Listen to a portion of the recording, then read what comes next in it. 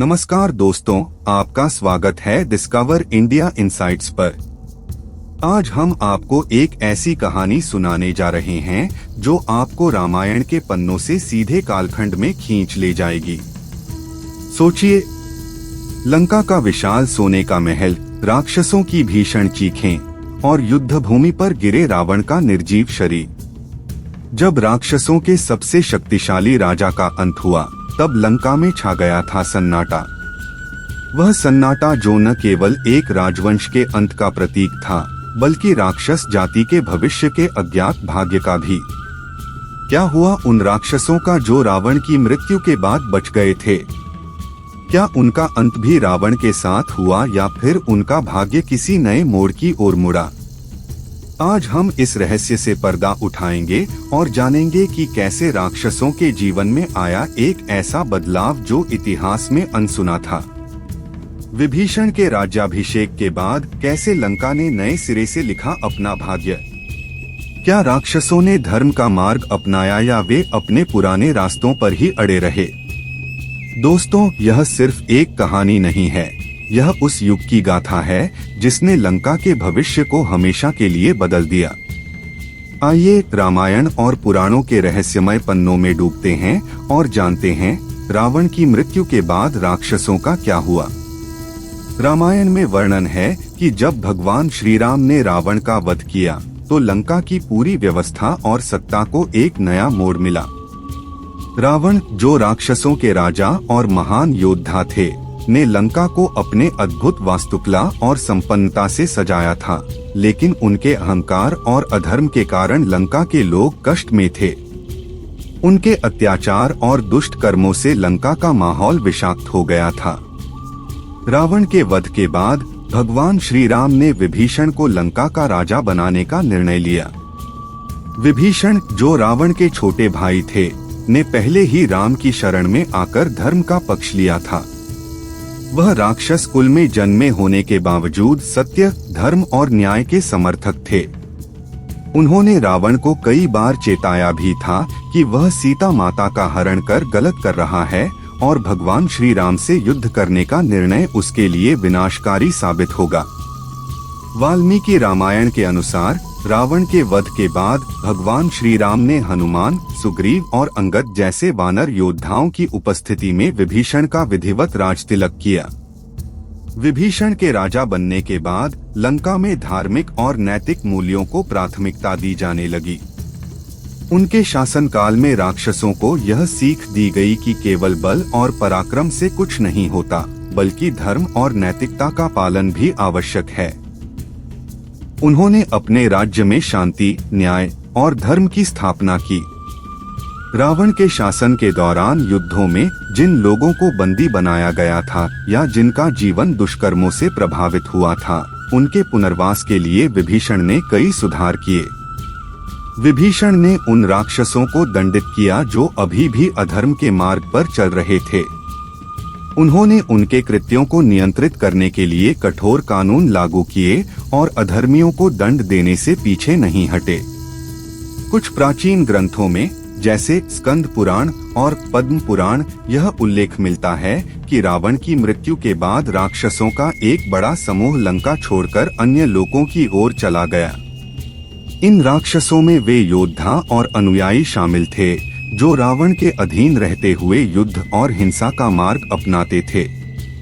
जब लंका में विभीषण का शासन स्थापित हुआ और धर्म व सत्य का मार्ग प्रबल हो गया, तो इन राक्षसों ने वहां रुकने की बजाय पलायन करना उचित समझा।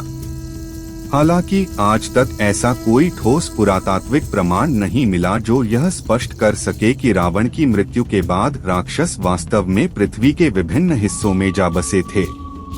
लेकिन दोस्तों, कुछ रहस्यमय पौराणिक कथाएं और प्राचीन इतिहास के धुंधले संदर्भ ऐसे हैं जो आधुनिक स्थानों के साथ जोड़कर देखे जाते हैं।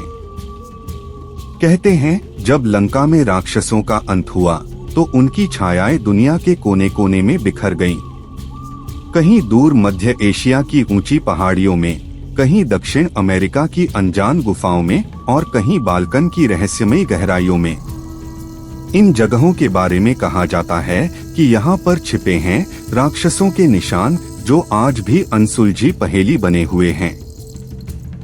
पुरातत्वविदों ने कुछ प्राचीन संरचनाओं और रहस्यमयी कलाकृतियों की खोज की है, जो एक अज्ञात सभ्यता का संकेत देती हैं। शायद यह वही राक्षसी सभ्यता थी जो रावण के युग के बाद भूमंडल के अनजान हिस्सों में जाकर छिप गई थी। क्या ये प्राचीन स्थान वास्तव में उन राक्षसों के निवास स्थल हो सकते हैं जो कभी सोने की लंका में रहते थे? क्या यह संभव है कि राक्षसों ने दुनिया के अन्य कोनों में जाकर अपनी नई बस्तियां बसाईं, जहां उनके रहस्य आज भी हवा में झलकते हैं? ये सवाल हमें उस युग की याद दिलाते हैं जब पौराणिक कथाएं और वास्तविकता का अंतर धुंधला था। और शायद यही वह रहस्य है जो आज भी इतिहास की परतों में छिपा हुआ है। तो दोस्तों, पौराणिक कथाओं के इस गहरे समुद्र में हम और भी गहराई तक जाएंगे, जहां राक्षसों के पदचिन्ह आज भी हमें ढूंढने के लिए बुला रहे हैं। एक, मध्य एशिया, सेंट्रल एशिया। कहते हैं जब लंका के राक्षसों का अंत हुआ तो कुछ शक्तिशाली राक्षस उत्तर की ओर पलायन कर गए, मध्य एशिया की ऊंची पहाड़ियों और रहस्यमयी गुफाओं की ओर। कजाकिस्तान, उज्बेकिस्तान और तुर्कमेनिस्तान के दुर्गम स्थानों पर कुछ अजीबोगरीब कलाकृतियां और गुफाओं के भीतर पौराणिक रूपांकन मिले हैं, जिन्हें देखकर ऐसा लगता है जैसे प्राचीन राक्षस सभ्यता ने यहाँ अपनी उपस्थिति दर्ज कराई हो। क्या ये रहस्यमय अवशेष उन्हीं राक्षसों के हैं जो कभी लंका की धरती पर शासन करते थे? 2, दक्षिण अमेरिका, साउथ अमेरिका। दक्षिण अमेरिका के आदिवासी जनजातियों की कहानियों में हमें एक अलग ही दुनिया की झलक मिलती है। एक ऐसी दुनिया जहां विशालकाय और शक्तिशाली प्राणी गुफाओं और पर्वतों में बसे थे। पेरू, बोलिविया और चिली के प्राचीन स्थलों पर पाई जाने वाली विशाल संरचनाएं और गुप्त सुरंगें एक गहरे रहस्य का पर्दा उठाती हैं। क्या ये वही जगहें हैं जहां राक्षसों ने अपनी छुपी हुई शरणस्थली बनाई थी? क्या ये वही भूमिगत सुरंगें हैं जिनमें राक्षसों के पदचिन्ह आज भी दबे हो सकते हैं? 3, ग्रीस और बाल्कन क्षेत्र, Greece and the Balkans. Greek पौराणिक कथाओं में टाइटन्स और साइक्लोप्स जैसी अर्धमानव, अर्धदैत्य प्राणियों का उल्लेख मिलता है। क्या यह सिर्फ एक संयोग है या फिर इन विशालकाय प्राणियों की कहानियां भारतीय राक्षसों की गाथाओं से गहराई तक जुड़ी हुई हैं? बाल्कन की पहाड़ियों में छिपी कुछ रहस्यमयी कलाकृतियां और गुफाओं में पाई जाने वाली प्राचीन संरचनाएं हमें राक्षसी सभ्यता के उन अध्यायों की ओर ले जाती हैं जो अब तक अज्ञात हैं। 4, मेसोपोटामिया, वर्तमान इराक और सीरिया। मेसोपोटामिया की प्राचीन सभ्यता में दैत्याकार प्राणियों और दुष्ट आत्माओं का उल्लेख हमें राक्षसों और असुरों के युग की याद दिलाता है। क्या यह संभव है कि राक्षस दक्षिण एशिया से पलायन कर यहाँ पहुँचे और उन्होंने इस प्राचीन भूमि में अपनी पहचान बनाई? क्या उनकी उपस्थिति यहाँ की सभ्यता में बसी रह गई? 5, स्कैंडिनेविया, स्कैंडिनेविया। स्कैंडिनेवियाई लोक कथाओं में जोतुन या जायंट्स जैसे विशालकाय प्राणियों का उल्लेख मिलता है, जिनकी शक्तियाँ और जीवन शैली भारतीय राक्षसों के समान लगती हैं। यहाँ की गुफाओं और पुरातात्विक स्थलों में पाई जाने वाली विशालकाय आकृतियाँ क्या राक्षसी संस्कृति के चिन्ह हैं? क्या यहाँ छिपी हुई शक्ति के पीछे राक्षसों का कोई रहस्य है? 6, सहारा रेगिस्तान, सहारा डेजर्ट, अफ्रीका। सहारा की तपती रेत के बीच पाई जाने वाली रहस्यमयी शिलालेखों और प्राचीन पेंटिंग्स में विशालकाय प्राणियों की छवियां दिखाई देती हैं, जो अज्ञात और रहस्यमयी हैं। क्या ये छवियां राक्षसों के अस्तित्व का प्रमाण हो सकती हैं, जो रावण के युग के बाद इस अनजान भूमि में जाकर बस गए थे? राक्षसों का यह रहस्य आज भी पूरी तरह से अनसुलझा है, लेकिन यह हमें यह सोचने पर मजबूर करता है कि उनकी कहानी शायद सिर्फ एक पौराणिक कथा नहीं, बल्कि एक गहरा और रहस्यमयी इतिहास है जो पूरी दुनिया में फैला हुआ है। हालांकि इन सभी स्थानों को स्पष्ट रूप से राक्षसों के प्राचीन निवास स्थान के रूप में प्रमाणित करना कठिन है, लेकिन पौराणिक कथाओं और रहस्यमय पुरातात्विक स्थलों के अध्ययन के आधार पर ये स्थान संभावित रूप से उन क्षेत्रों के रूप में देखे जा सकते हैं जहां राक्षस सभ्यता ने कभी निवास किया हो सकता है। तो दोस्तों, आज हमने देखा कि रामायण की कथा सिर्फ भारत या लंका तक सीमित नहीं है। रावण की मृत्यु के बाद राक्षसों की रहस्यमयी यात्रा ने उन्हें पृथ्वी के विभिन्न हिस्सों में फैला दिया। चाहे मध्य एशिया की ऊंची पहाड़ियां हों, दक्षिण अमेरिका की गुप्त गुफाएं या मेसोपोटामिया के प्राचीन अवशेष, ये सभी स्थान कहीं न कहीं राक्षसों के रहस्यमय अतीत की ओर इशारा करते हैं।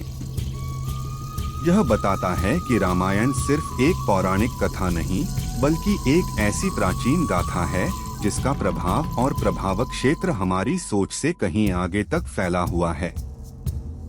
यह हमें याद दिलाता है कि हमारे शास्त्रों की कहानियां सिर्फ भारत की सीमाओं तक ही सीमित नहीं हैं, बल्कि उनके अंश दुनिया के कोने कोने में मिल सकते हैं। तो क्या राक्षसों का वाकई इस पृथ्वी पर कहीं न कहीं अस्तित्व बचा रह गया है, या यह सिर्फ एक पौराणिक रहस्य है जो हमेशा के लिए इतिहास के अंधेरों में छिपा रहेगा? यह रहस्य अभी भी अनसुलझा है, और शायद यही रामायण की सबसे बड़ी शक्ति है, उसकी असीमितता और समय के पार उसकी प्रासंगिकता। तो दोस्तों, अगली बार जब आप रामायण की कथाओं को सुने तो याद रखें, यह सिर्फ भारत की नहीं बल्कि पूरी दुनिया की धरोहर है। अगर आपको हमारा यह वीडियो पसंद आया हो तो लाइक और शेयर करना ना भूलें, और डिस्कवर इंडिया इनसाइट्स को सब्सक्राइब करें ताकि हम आपके लिए और भी ऐसी रहस्यमयी कहानियां लेकर आते रहें।